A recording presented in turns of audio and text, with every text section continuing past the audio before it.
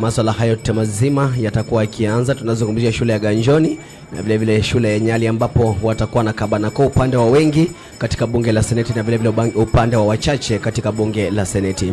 Spika wa bunge ndio mwanzo anapatiwa maelekezo, wakati ambapo wapambe tunazungumzia the sergeant at arms watakuwa wakimwelekeza kwenye jukwaa, na tunazungumzia the floor of the house, na vikao hivi vitakuwa vinang'oananga muda wote kuanzia sasa. Kwa hivyo lazima ufanye kimya. Tunatarajia kimya kikubwa sana. Watu watakuwa wanatulia wakati ambapo spika atakuwa akitembea na kuelekea kwenye jukwaa tayari kwa vikao vya mchana wa leo. Tulia papo hapo, kelele isisikia kutoka kwako. Funga mdomo, ziba kinywa hadi wakati ambapo spika atakuwa akitembea na kufika kwenye jukwaa. Kengele hiyo inaashiria kwamba unafaa kukimya mahala popote ambapo upo. Tumpatie spika muda wa kutembea na kuelekea kwenye kiti chake tayari kwa vikao vya mchana huu.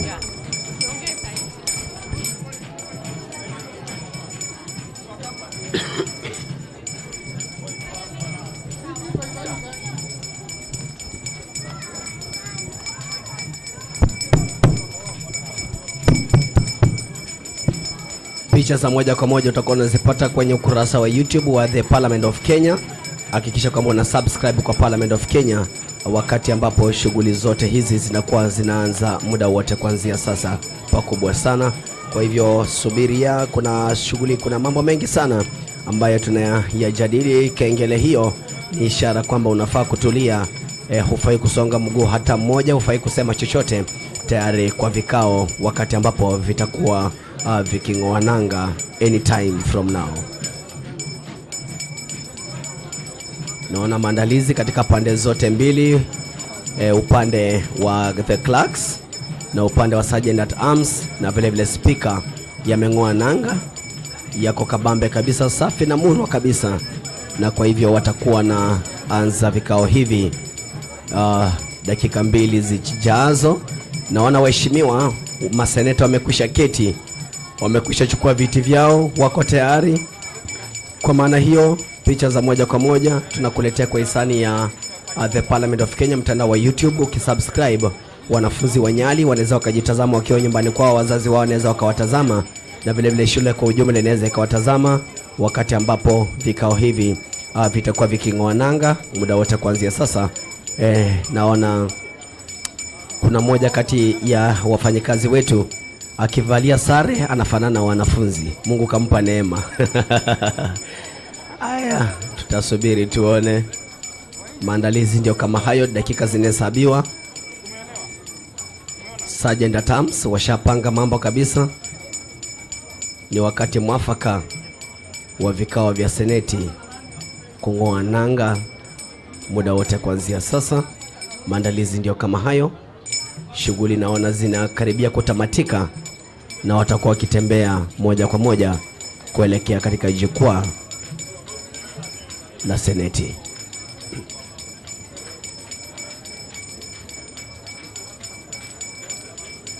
Wakati ambapo utasikia Mr. Speaker sir, unatulia mahala popote ambapo upo. Ufai kusema chochote, ufai kupiga makofi, ufai kusonga mguu hata mmoja, ufai kuzungumza lolote. Wewe tazama kwa macho tu, uangalie kila ambacho kinatukia na kila ambacho kinafanyika katika jukwaa hili na ukumbi huu wa seneti ya Kenya. Ni sekunde za kuhesabu, viji sekunde vya kuhesabu.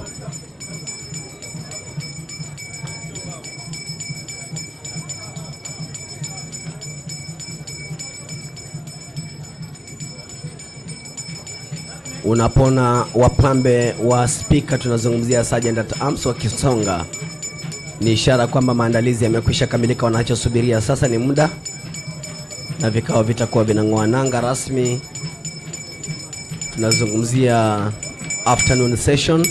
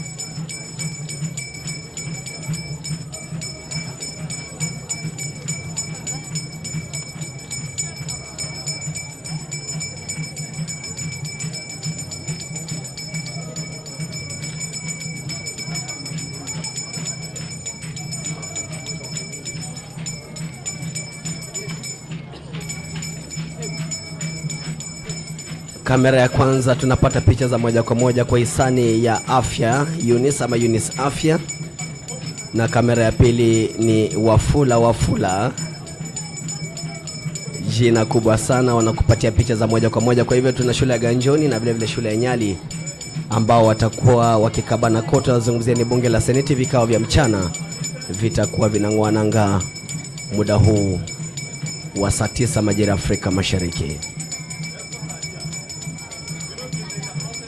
hadi wakati ambapo kengele hiyo itakaponyamaza. Ni ishara kwamba speaker pamoja na wapambe kwa maana ya sergeant at arms na clerks watakuwa wakitembea moja kwa moja hadi kwenye jukwaa la seneti, vikao vikiwa tayari kuanza rasmi.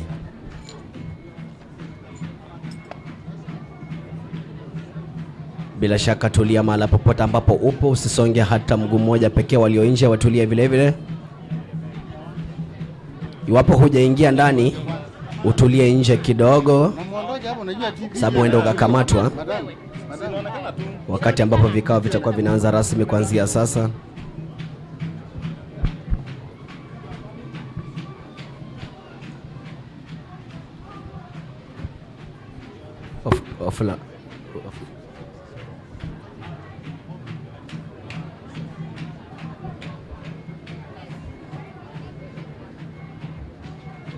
Bila shaka vikao vya seneti muda wa mchana saa 8 saa 9 majira Afrika Mashariki vimeng'oa nanga, na sasa ndio taswira kamili. Wanaingia kwenye jukwaa la seneti.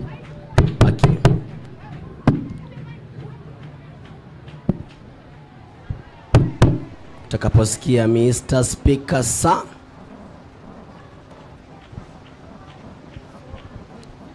gwaride hilo linaongozwa Sergeant at arms. Bila shaka. Honorable members, Mr. Speakers.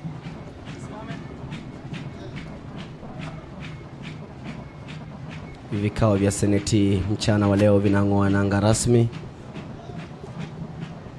Waheshimiwa wote wanaposimama ni ishara kwamba wanaheshimu kanuni na kaida za bunge la seneti. Wakati ambapo spika anapita na kuelekea kwenye jukwaa tayari kuanza vikao, tutaanza kwa maombi ambayo yataongozwa na spika wa seneti. Tumsikize. Na tuombe.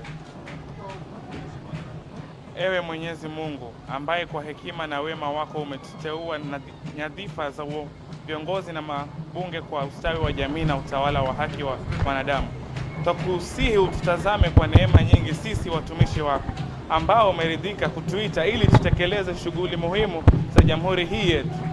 Twakuomba ututeremshie baraka zako sisi tuliokutanika hapa, na utujalie yatakayofikishwa mbele yetu kwa njia ya haki na uaminifu, ili utukufu na sifa zako ziendelezwe, na ili kustawisha amani, ufanisi na heri ya nchi hii yetu na wale ambao huja zao umezikabidhi mikononi mwetu.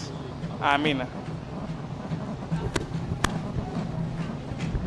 Bila shaka maombi yamekwisha kukamilika.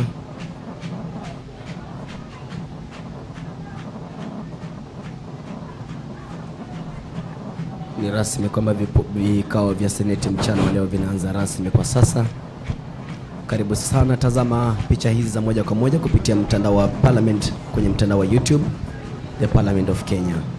Utapata picha hizi za moja kwa moja. Maelekezo haya, upeperushaji huu unaletwa kwako kwa hisani ya bunge la kitaifa kwenye mtandao wa YouTube. Wanafunzi wakiwa shuleni, wale ambao walisalia kule, walimu wao, wazazi, wanaweza wakatazama moja kwa moja katika ukurasa wa YouTube ya Parliament of Kenya.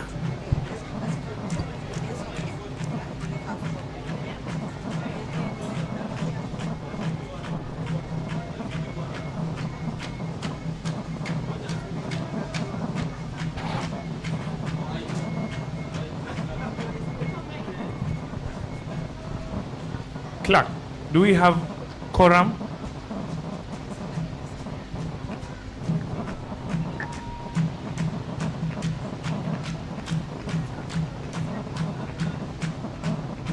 Sergeant at arms, ring the quorum bell for 10 minutes.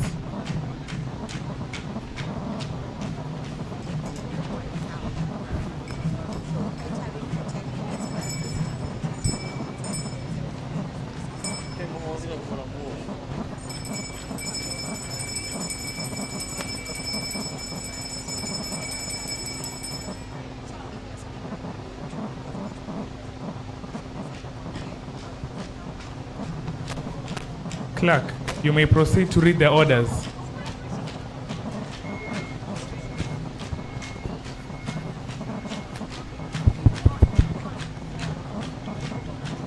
Order number 1, administration of oath. Honorable Senators, we have 4 new members who are going to take the oath of office. Honorable Senators, I take this opportunity to congratulate and welcome the senators to the House. Like this.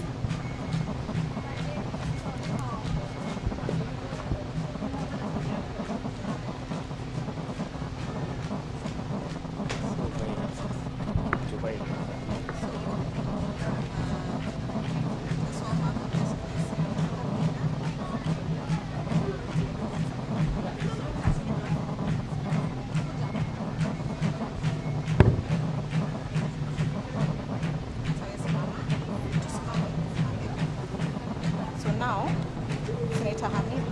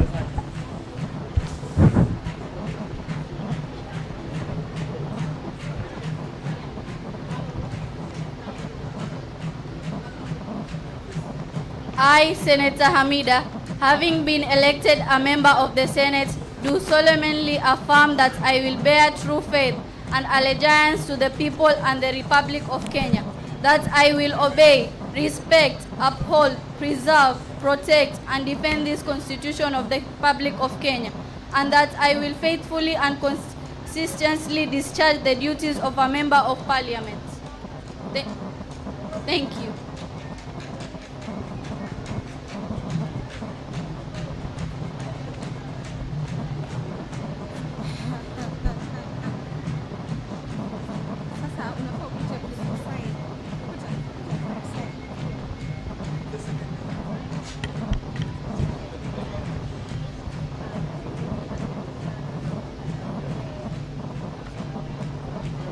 Watakuwa wakichukua majukumu mapya ya seneti baada ya kuapishwa mchana wa leo usimamizi wote wa seneti. Senator Daniel Maanzo.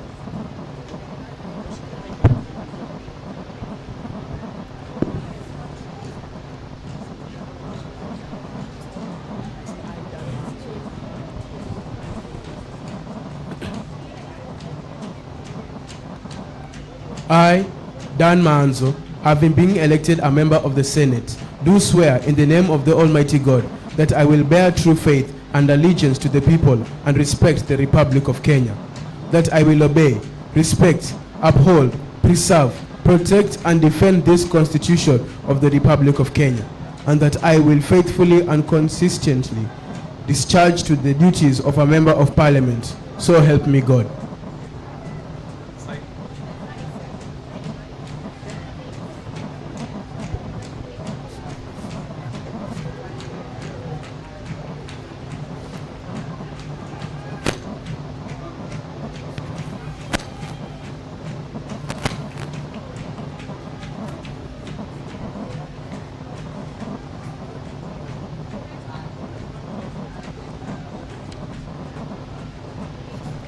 Senator Professor Kamar.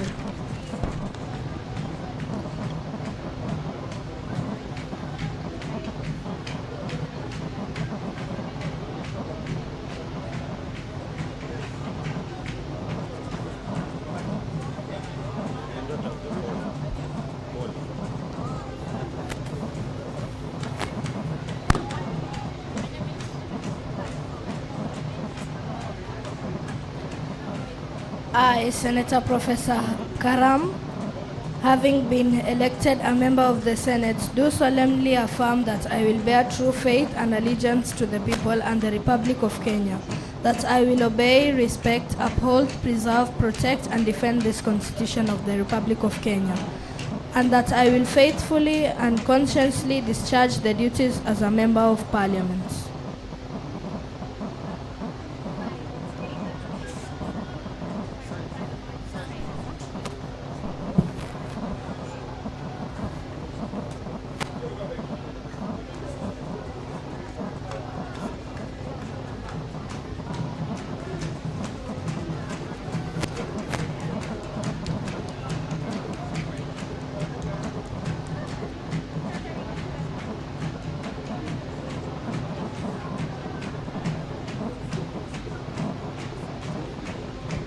Senator Muma.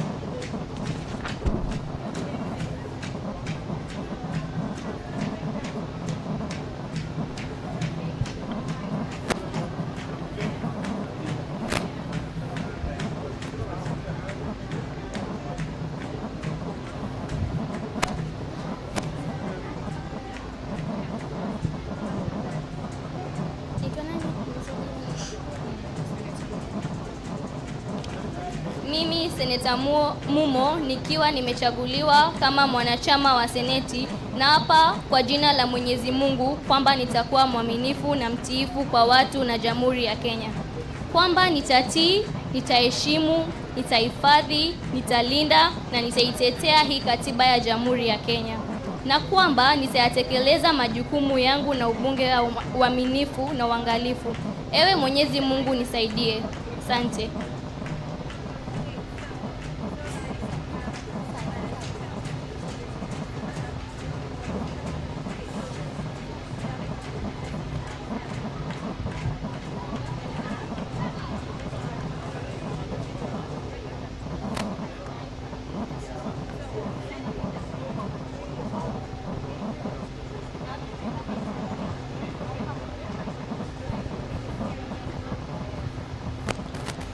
Honorable Senators, I take this opportunity to congratulate and welcome the Senators to the House.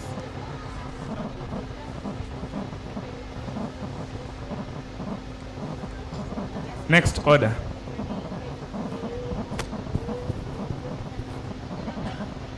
Order number 2, communication from the chair.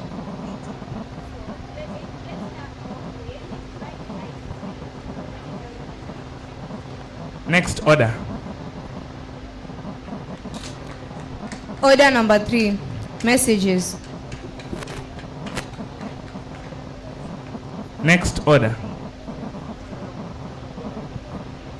Order number 4, petitions.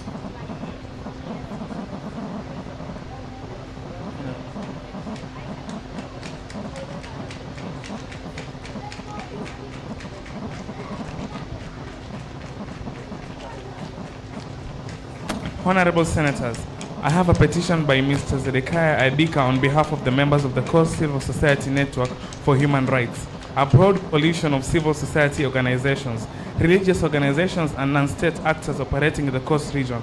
The petitioners are concerned about the inaccessibility of public buildings and offices by persons with disabilities, PWDs, in Mombasa County.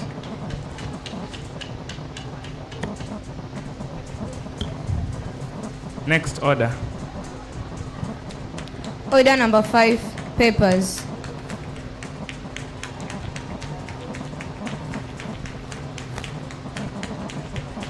Next order. Order number 6, notices of motion.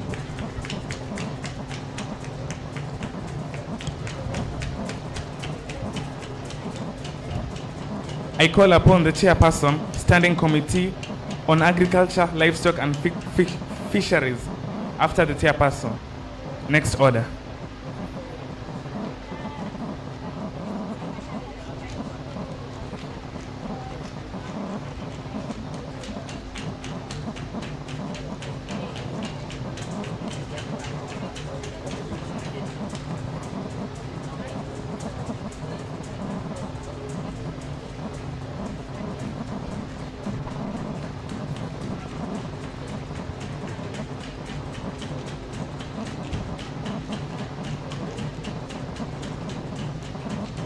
I call upon the chairperson, Standing Committee on Agriculture, Livestock and Fisheries.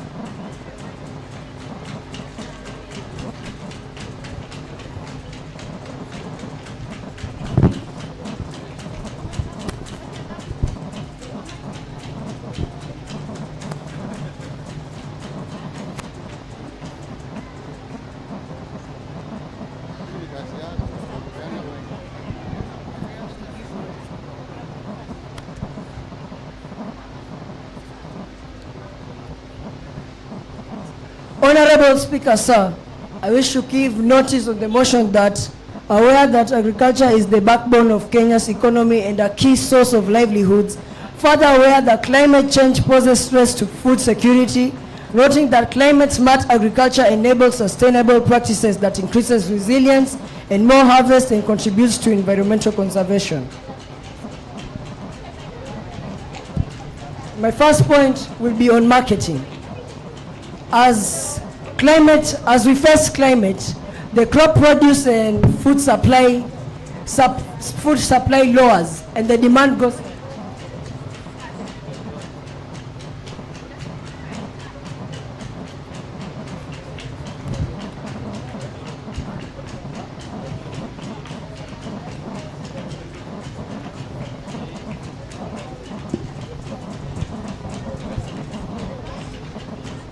Next order. Order number 8, the County Allocation of Revenue Bill, Senate Bills number 9 of 2025, first reading. A bill of an act of parliament to provide for the equitable allocation of revenue raised nationally among the county governments for the 2025-2026 financial year. The responsibilities of national and county governments pursuant to such allocation and for connected purposes.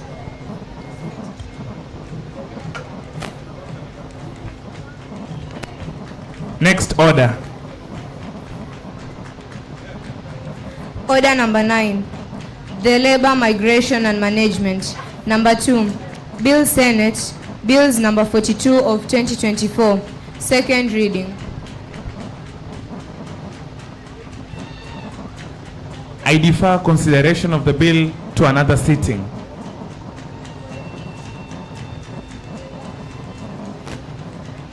Next order. Order number 10, motion, benefits of climate smart agriculture.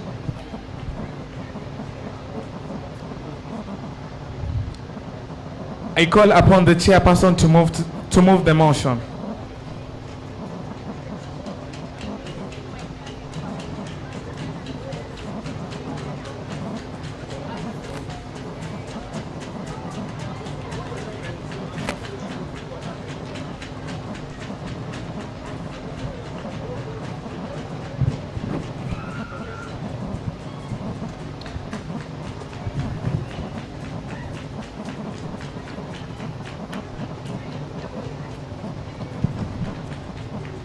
Honorable Speaker, sir, I wish to move the motion that aware that agriculture is the backbone of Kenya's economy and a key source of livelihoods. Further aware that climate change poses threats to food security, noting that climate-smart agriculture enables sustainable practices that increases resilience and more harvest and contributes to environmental conservation. My first point will be on marketing. In phases of climate, food supply lowers as the demand increases. Thus, the prices of crop produce increases too. The youth can use this to their advantage and start businesses. As they start businesses, they can create profit, Mr. Speaker, sir. Though we acknowledge that the youth won't have capital or might not have capital to start the business, they might use their neighborhoods and home places to sell the crop produce, which will benefit both the consumers and themselves due to high business potential people overpricing their products. My second point will be on improvisation.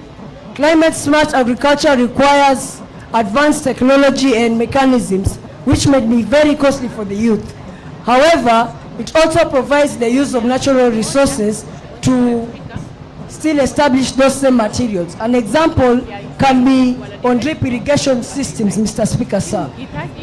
The youth can use available resources like plastic bottles to install drip irrigation systems, which will benefit them when they need to water their crop produce in face of drought. On my third point will be on agribusinesses. The youth of today are natural risk takers and great problem solvers as long as they have the natural resources, which CSA offers. Thus, the youth can use this to their advantage, work together and implement business opportunities which will earn them income in face of climate. Thank you.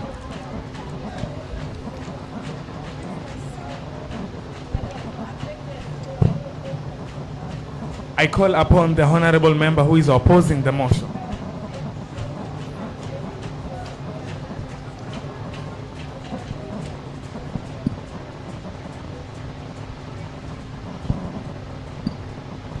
I would like to express my gratitude to Honorable Speaker for allowing me the chance to speak.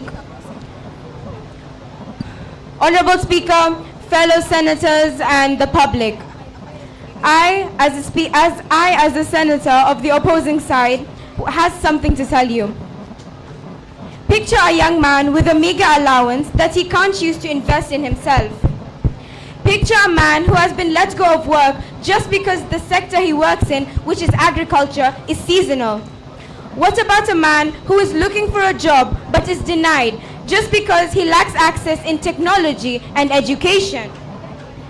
That is what climate-smart agriculture is all about. As the first speaker has said, climate-smart agriculture practices are farming methods that help increase food production, protect the environment, make farming resilient to climate change, and create job opportunities to the youth. Or that's what you want us to believe. Today, I'll delve into the high capital and skill need and the barriers to entry that CSA needs. Firstly, in high capital and skill requirements. Climate-smart agriculture is not traditional low-cost farming. It involves expensive inputs such as solar irrigation systems, weather prediction tools, imported seed varieties, drones, sensors, smart irrigations. I could go on forever about all the expensive inputs we need. Many youth, especially in rural areas, lack the startup capital to purchase this. I'll give you an example. Let's say a young person here in Kenya might be trained in climate-smart techniques, but still can't afford the $1,000 irrigation system needed to irrigate even 1 hectare of land. Is that not a problem we need to solve? Next, I'll delve into barriers to entry. The market competition and saturation rate. Established agribusinesses already dominate the market. The recommended my apologies, their economies of scale, established networks and government connection markets are difficult for new entrants to compete. youth startups often get priced out or overshadowed. These barriers to entry mean that instead of creating opportunities for the majority of the youth, CSA ends up concentrating opportunities in the hands of a privileged few, making it less for an inclusive job creator and more of an exclusive club. For example, a youth wants to start a tomato business using climate smart techniques, but he will lack the funds, lack the everything needed just because a bigger company is there. Climate smart agriculture may sound promising, but in reality it demands capital, skill and land that most of the youth don't have. Instead of creating jobs, it risks excluding the very group it claims to empower. That is why we firmly reject the motion.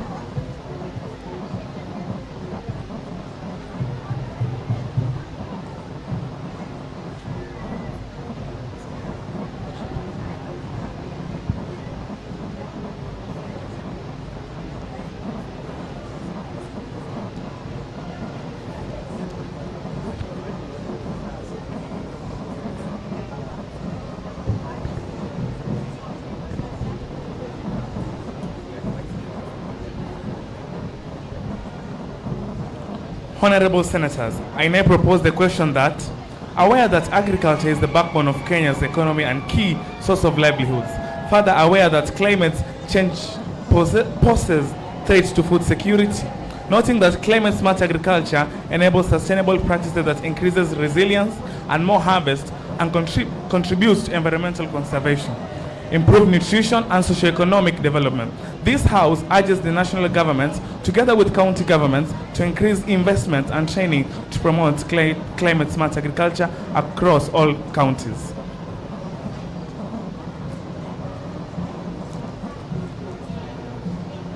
Honorable Senators, you may now make your contributions.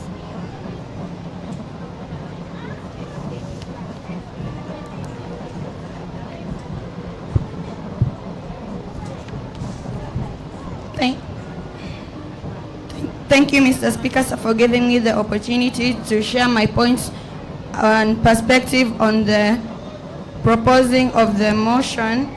Climate smart agriculture is mainly providing job opportunities for the youth. Firstly, I'm going to discuss on the government and donorship fundship.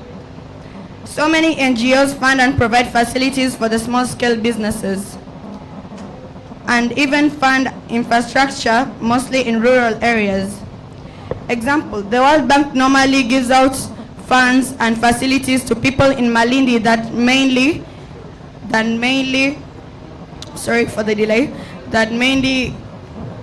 focus on the marine activities and projects.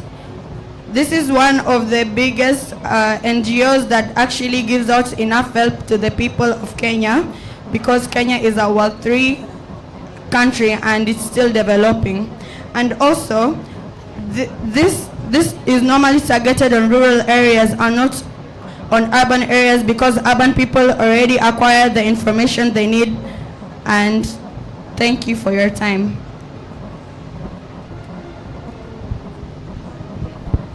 I now call upon the mover to reply.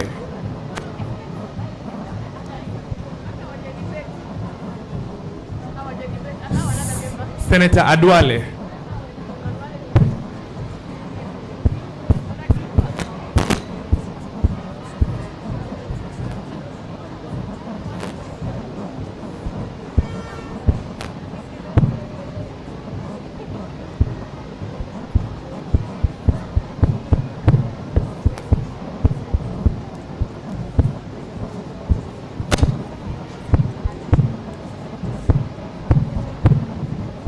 Senator Adwale.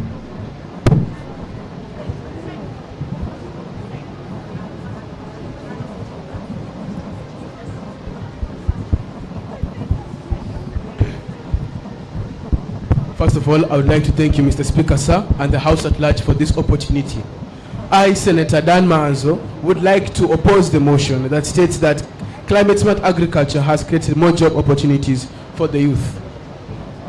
Let me kick off by saying that my first point is low adoption and accessibility of CSA by the youth. The reality is most young people, especially rural youth, have limited access to climate-smart agricultural technologies and practices. CSA tools like solar irrigation, drought-resistant seeds, and precision farming require access to capital, training, and land, all of which are scarce for the majority of the youth. In Uganda, studies show that less than 10% of youth farmers have integrated CSA practices like drip irrigation or climate-resilient cropping. Many youths don't even know these technologies exist or how to access them. According to the International Flood Policy Research Institute, IFPRI, youth adoption of CSA remains low due to lack of awareness, finance, and land revenue security. I would secondly like to say that climate-smart agriculture creates elite jobs that only the educated few can access. Let's get our heads out of the clouds. CSA demands technical skills, coding apps, running climate models, managing carbon markets. How many rural youths can do that? Very few. Traditional farming, on the other hand, requires minimal training. Any youth with strength and determination can farm, feed their families, and employ others in the process. That is true inclusivity. I would like to say that CSA is donor dependent and unsustainable. You say NGOs fund this, but most CSA projects are fueled by foreign aid and NGO money. That is true. But once the funding dries up, the jobs vanish. Traditional farming has survived for centuries, on the other hand, without donor handouts, because it thrives on natural resources, indigenous knowledge, and it provides continuous, reliable employment to the youth without waiting for some NGO to release funds. Thank you for your time.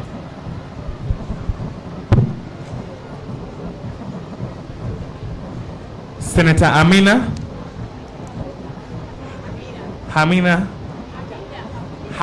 pardon.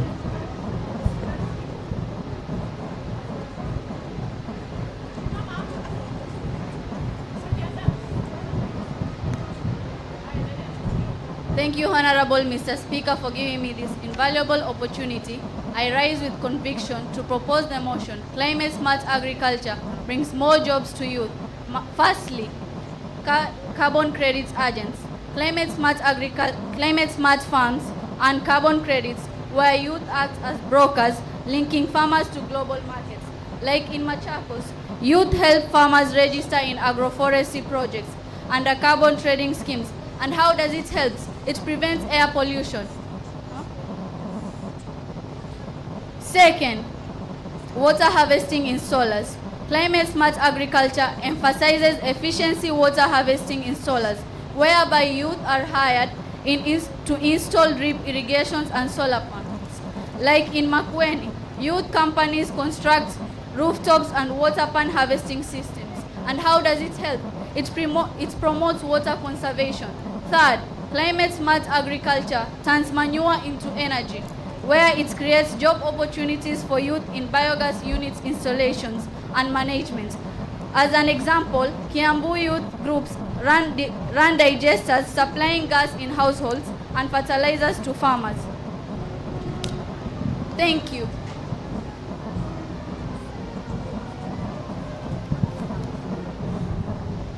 Senator Muma.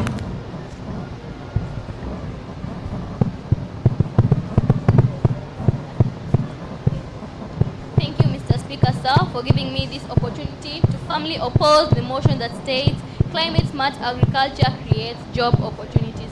Firstly, CSA is capital intensive and not labor intensive. Let me talk about this. Climate smart agriculture relies on precision, greenhouses, drones, and mechanisms. These technologies reduce the need of human labor, meaning fewer jobs. Let me give you an example. In Kenya, greenhouse farming with drip irrigation requires only 2 to 3 workers, while in traditional farming, they may employ 10 to 15 workers to work per acre. Let's go on to a second point. CSA actually requires high-level technical skills which most youth lack. CSA jobs need expertise in climate modeling and biotechnology. Only a small fraction of Kenyan youth can access to this kind of training. On to a third point, CSA can actually reduce the demand for manual labor. Mechanism replaces the need of casual farm workers who used to do all the work. Let me give you one example. One automated maize sheller in Bungoma can do the work of 50 workers. So, my point is, the proposition has tried to convince us that CSA creates more jobs, but in reality, it demands costly machines, high skills, and big investments. For these reasons, we firmly oppose the motion that climate-smart agriculture creates more job opportunities. Thank you for your time.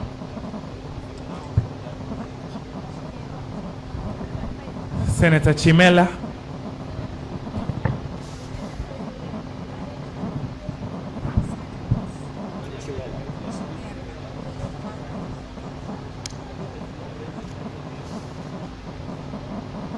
Thank you, Mr. Speaker, sir, for giving me this golden opportunity to strongly propose the motion that community smart agriculture promotes job opportunities for the youth.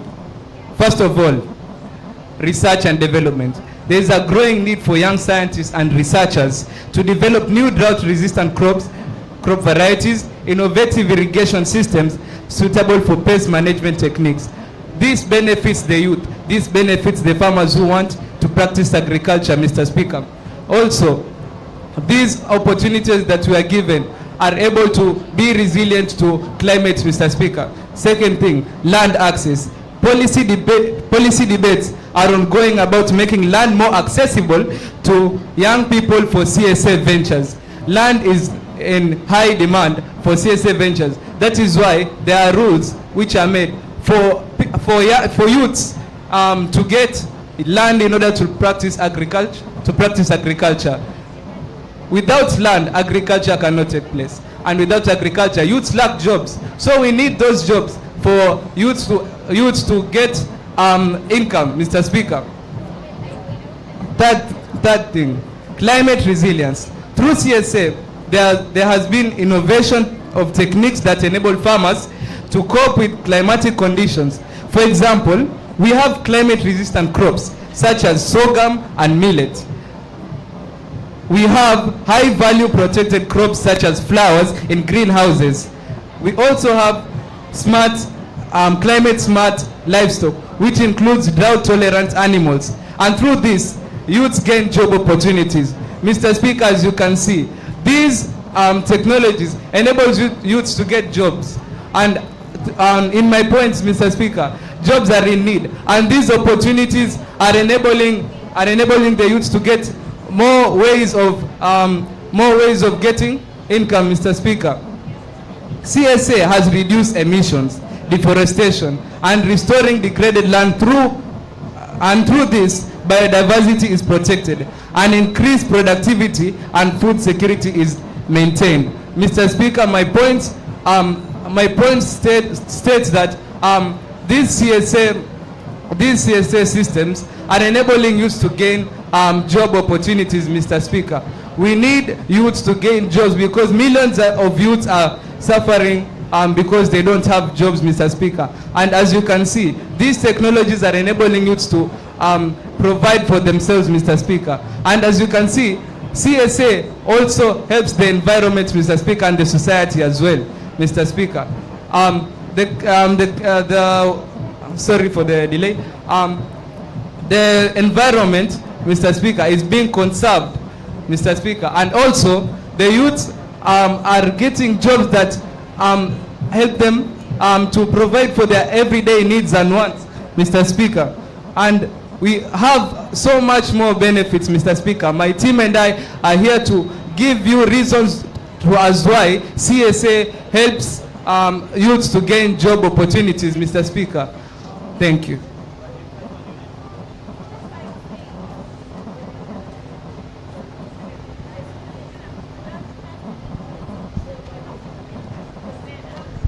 Senator Hezena.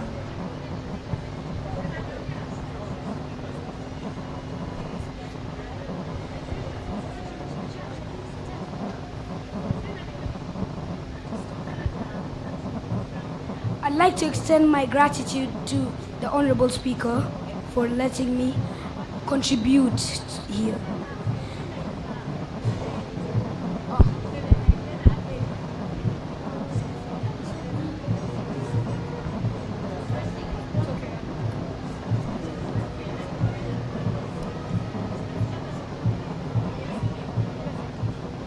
Thank you, Mr. Speaker, for this pristine opportunity to speak in the House at large. Before we start counting jobs in climate-smart agriculture, let's count the youth who can actually access land, capital, and technology. Right now, in Kenya, only 1% of land owners are under 35. A single drone costs more than most graduates earn in a year. CSA requires skills 85% of our youth don't have, not in training. If this is the model for our job rotation, then we are building castles in the air. Climate-smart agriculture may provide food, but it does not produce more jobs. My first point, CSA is capital intensive, not labor intensive, relies in precision agriculture, greenhouses, drones, AI-driven and soil mapping. This reduces the need for human labor, means more jobs, means fewer jobs.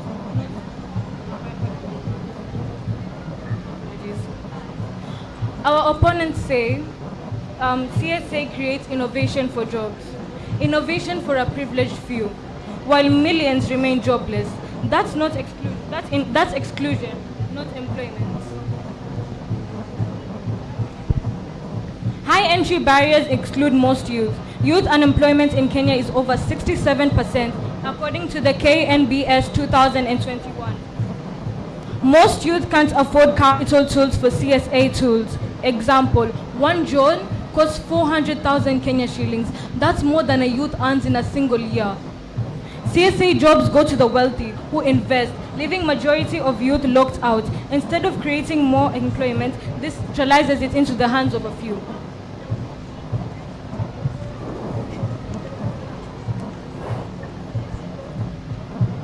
Opponents say CSA transforms labor into tech jobs. And how many youth are in villages trained to pilot drones or code irrigation systems? That's not transformation, that's annihilation. I rest my case. Thank you for your time.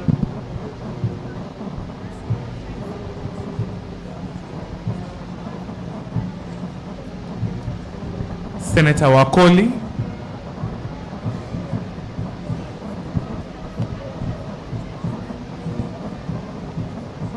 Thank you, Mr. Speaker, sir, for giving me this humble opportunity to stand to strongly propose the motion that climate-smart agriculture is a way of creating more jobs to the community. For my first point, export markets. Climate-smart produces fetches higher prices in Europe and in the Middle East. Therefore, more agribusinesses happen for the youth. To my second point, agri-influence. Youth use TikTok, YouTube to teach or market climate-smart methods. This is the creation, or this is, what I mean by this is content creation for the youth, which is a way of youth generating income. Now, to my third point, the circular economy jobs. Youth can turn farm waste like maize stalks or coconut husks in products, briquettes, or biodegradable packaging, creating side hustles. Now, Mr. Speaker, sir, from what I have heard from the opposing side, they have been speaking fiction all along. So, Mr. Speaker, sir, I would like to give you the statistics. These are facts about the climate-smart agriculture. So, I'll start by youth in food systems. Approximately 60% of the youth engage across the agri-food value chain, and the sector contributes about 25% of our gross domestic profit through youth involvement. To my second statistic, agriculture's economic contribution to GDP, gross domestic profit. Agriculture contributes between 25% to 33% of Kenya's gross domestic profit, depending on the source of year. One says about that 3%, another around 25%. Thank you, Mr. Speaker, sir, for giving me this opportunity. And let me finish by this. Barack Obama once said, the future belongs to people who create, who have education and innovation to create. Thank you, sir.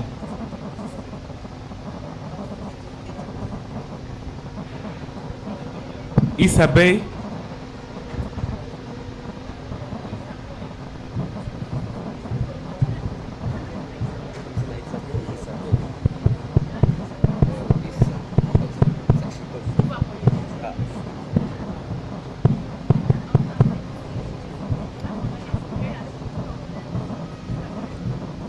Thank you, Mr. Speaker, for this opportunity. But before I begin, I have to start with my rebuttals. Sorry to take you back to our second speaker from the proposition side. She said about Malindi. Here, we are not talking only about Malindi. We are talking about the entire country. Okay, I shall begin. Good day, and fellow speakers. I am Senator Juma Boy, and I stand on this opposing side of today's motion. While climate smart agriculture is an important innovation, they claim that it has given youth significant job opportunities. That's overly optimistic. In reality, the scale, accessibility, and impact of CSA on youth employment remains limited, unequal, and often exaggerated. On to my first point. CSA opportunities are not widely accessible. Most CSA programs require access to land, capital, and technology, things many people lack, especially in rural or impoverished areas. Without support, CSA jobs remain out of reach for the average youth.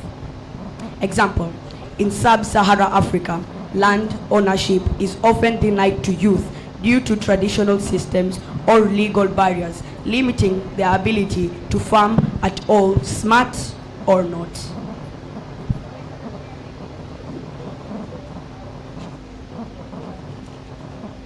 I'm sorry.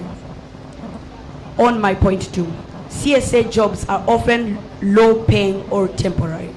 Many CSA initiatives are donor-funded pilot projects that don't last for or scale up.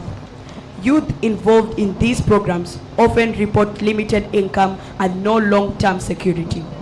Third point, while these are success stories, they are scattered in most countries. CSA is not widespread or impactful enough to absorb millions of unemployed youth.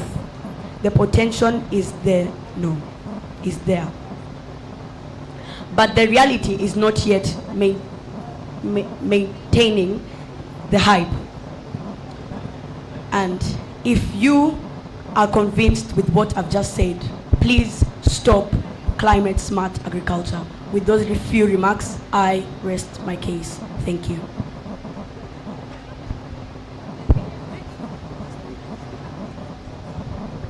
Senator Wamatinga.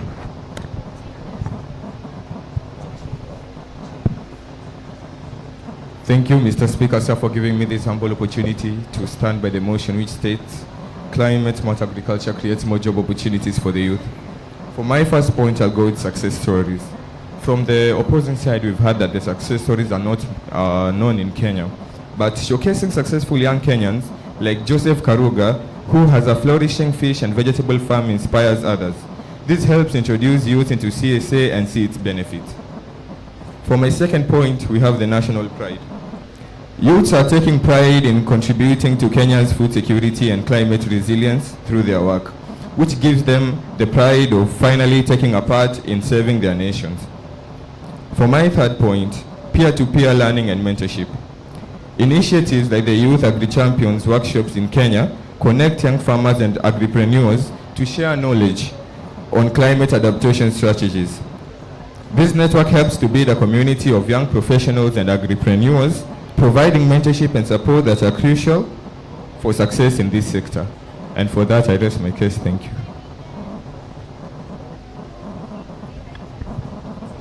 Senator Mogeni.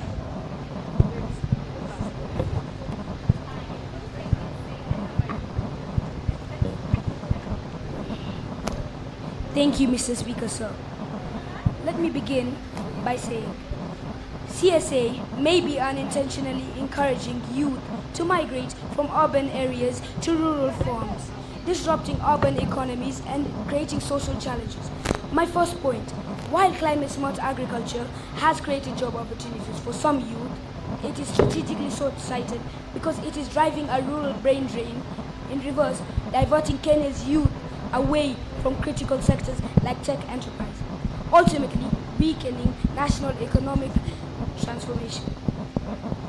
CSA, by design, focuses on sustainable agriculture, but in Kenya, it has become the default employment strategy for youth, especially in donor-driven programs. This trend has created an illusion of job creation while masking the fact that the country is over-concentrating youth talent in a single county yield sector. Most CSA jobs are in primary production, planting drought-tolerant crops, managing agroforestry plots, designing water pans, maintaining solar irrigation. These are important, yes, but they're not innovation-driven, not scalable, and rarely upwardly mobile. My second explanation, this misdirection is problematic because it undermines Kenya's economic diversification. That imbalance reflects low productivity, poor workers shifting more youth there reinforces the imbalance instead of resolving it. An example, a 2022 report by the Kenya Institute for Public Policy, Research and Analysis, KIPRA, found that rural counties such as Bungoma, Meru, and Kericho, which both CSA pilot projects funded by the Ministry of Agriculture and donors like FAO, have seen a rise in youth migration from peri-urban towns. Thank you, Mr. Speaker, sir, for giving me this opportunity.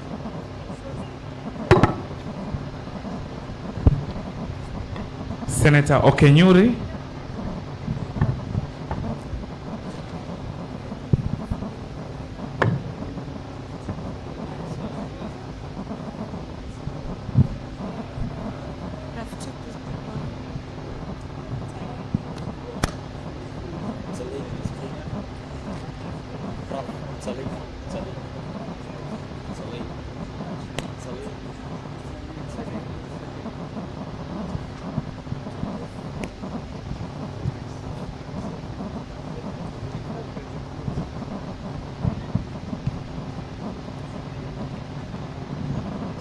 The delay. Thank you, Honorable Mr. Speaker, sir, for giving me this humble opportunity to present my views on the motion, Climate Smart Agriculture Creates More Jobs for the Youth. Now, our first three opposers kept on repeating the following points. They kept on repeating about accessibility of CSA jobs, replacement of jobs by machines, and high entry barriers. Well, CSA attracts investment. IFAD and World Bank fund CSA job programs. You might say that funding delays, but digital payments now used to pay youth directly, cutting down corruption. Now, my name is Senator Okenyuri, and I rise to strongly propose this motion. Now, to my first point, triple win potential, Mr. Speaker, sir. CSA aims to achieve three goals simultaneously, that is, increasing agricultural productivity and yields, enhancing the resilience of food systems to climate change impacts, and reducing or removing greenhouse gas emissions. This is, in all these goals that CSA aims to achieve, we have multiple jobs, very many job opportunity for the youth. My second point, CSA attracts youth to farming. You say that most the CSA jobs are about farming, right? That youth will leave the farming to go jobs that are related to technology. Well, just let me tell you this. CSA has the introduction of modern technology. For example, we have apps. For example, in Kenya, we have the Farm Digi app. And we also have drones. We also have solar pumps. which makes farming cool and appealing to the youth, Mr. Speaker, sir. For example, in Nigeria, the Nigeria's Hello Tractor app lets youth earn by renting tractors. My third point, CSA creates year-round job, Mr. Speaker, sir. Irrigation and improved planning reduces off-season unemployment, e.g. in Kenya. Solar irrigation in Kitui allows youth to farm even in dry months. My fourth point, CSA reduces risk of crop failure, Mr. Speaker, sir. Jobs are more secure when harvests don't fail, and CSA ensures this. For example, drought-tolerant maize saved farmers in Zambia during the 2019 drought. My fifth point, CSA builds future skills, Mr. Speaker, sir. Youth gain entrepreneurship and digital skills for life. For example, Kenya's DigiFarm trains youth in digital farming tools.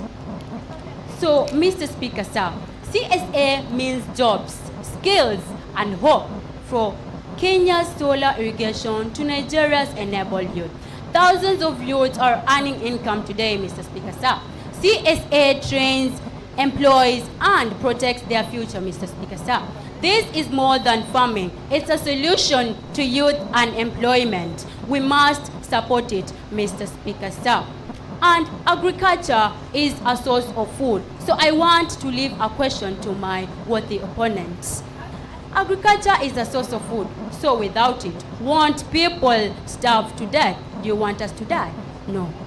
Thank you, Mr. Speaker.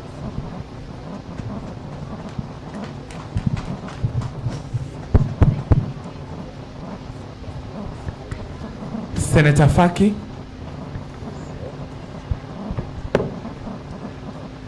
Thank you, Mr. Speaker, sir, and the House at large for giving me this opportunity to speak. I am opposing the motion. CSA has created more job opportunities. Ladies and gents, we're not here to rain on anyone's organic parade, but let's not confuse passion with payroll. Sure, CSAs are lovely in theory, local produce, smiling farmers, but do they truly provide opportunities in any meaningful, scalable way? Let's dig beneath the compost heap and uncover the real picture. Low wages and job insecurity. Farming jobs in CSAs are often seasonal, underpaid, and lack benefits like health insurance or pension. Many positions are filled by interns, volunteers, or young people doing it for their experience. Let's be honest, if CSA jobs paid well, your cousin wouldn't still be selling artisan pickles out of their trunk on weekends. Now it's your turn to decide. Are CSAs feeding the workforce or simply feeding us a nice idea? Thank you.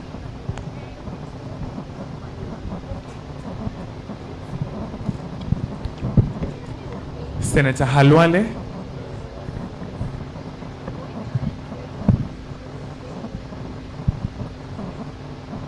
Thank you, Honorable Speaker, sir, for giving me this golden opportunity to strongly propose the motion that climate-smart agriculture creates more jobs for the youth. My first point is on its renewable energy technicality. The use of solar-powered irrigation and other green energy solutions on farms, Mr. Speaker, sir, has created jobs in installation and maintenance.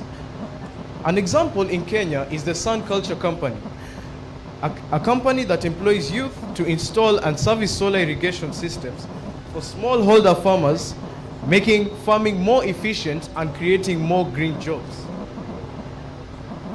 My second point is on directed donations. The government and non-government organizations take measures to ensure offering of donations is uninterrupted to maintain honesty and transparency in delivering funds. An example is the World Bank and IMF that direct donations to these projects so as to enable agriculture in the economy. My third point is that climate-smart agriculture is much more practical, Mr. Speaker, sir. Climate-smart agriculture is more of to do rather than to read, on contradicting the fact that rural people are not skilled. This highlights the point that everyone, including those who lack skills, can be included in climate-smart agriculture. They may not be skilled in technology, which is why we have programs to get the know-how. They're experienced in practical farming due to their living conditions, meaning they do a farming to sustain themselves, unlike blue and white collar jobs which require advanced literacy, Mr. Speaker, sir. An example in this is technical skills and science skills which exclude the rural inexperienced youth due to poor educational sectors.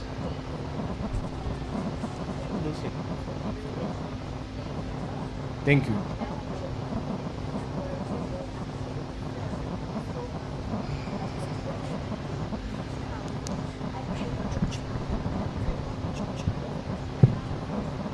I now call upon the mover to reply. Thank you, Mr. Speaker. CSA is not just farming. It's a job engine for African youths. It gives them training, technology, and steady income while protecting their future from climate change from Kenya.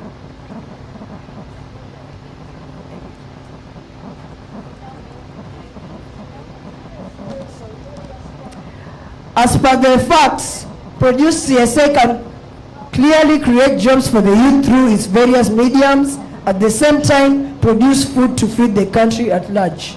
That's why we strongly support this motion. Thank you.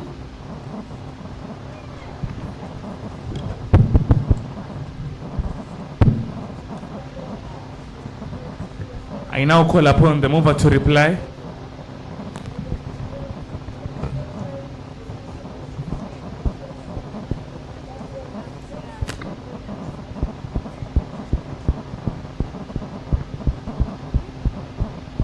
Thank you, Mr. Speaker, once again for giving me the opportunity to speak.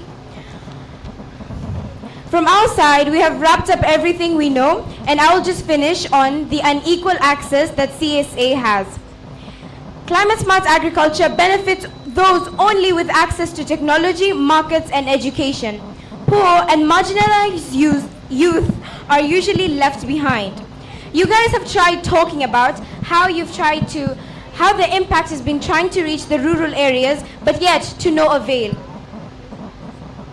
I will answer your question from one of the last speakers. You've asked about how we will survive if we stop climate-smart agriculture.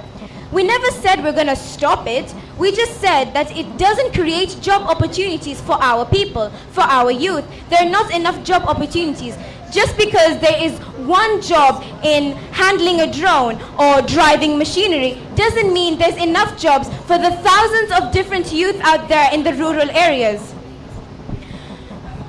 So today, I stand firm to declare, climate-smart agriculture does not create jobs for the youth.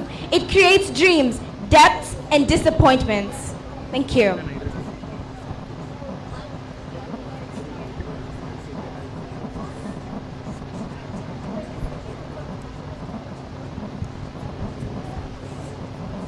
Honorable members, I now put the question, which is that, aware that agriculture is the backbone of Kenya's economy and a key source of livelihoods, further aware that climate change poses threats to food security, noting that climate-smart agriculture enables sustainable practices that increases resilience and more harvest and contributes to environmental conservation, improved nutrition and socioeconomic development. This House urges that the national government, together with the county government, to increase investment and training to promote climate-smart agriculture across all counties. Will as many as of the opinion say aye? Aye. Will as many as of contrary say nay? Nay. The ayes have it. Honorable Senators, there being no other business for consideration and the time being